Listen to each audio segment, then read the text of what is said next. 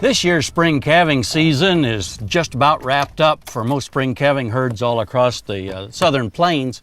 But you know, it's not too early to think about what we might do for next spring's calving season. Why would I want to say that? Well, I think this is a good time to pull out our calving book and take a look at where we had problems this year and see if we can alleviate some of those problems for next year.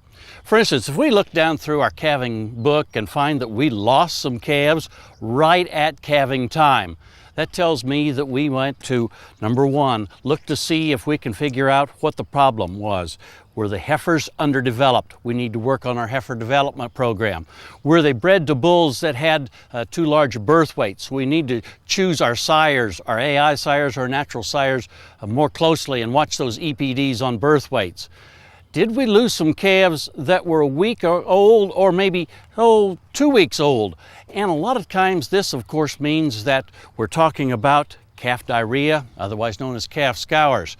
And some of the issues that we can work on now is, where was our calving pasture? Are we calving in the same pasture year after year where we might have a buildup of some pathogens in the mud and the muck that stay there year after year and can reinfect the calves in the following calving season? Perhaps we need to look and see if we can find another place to calve next spring.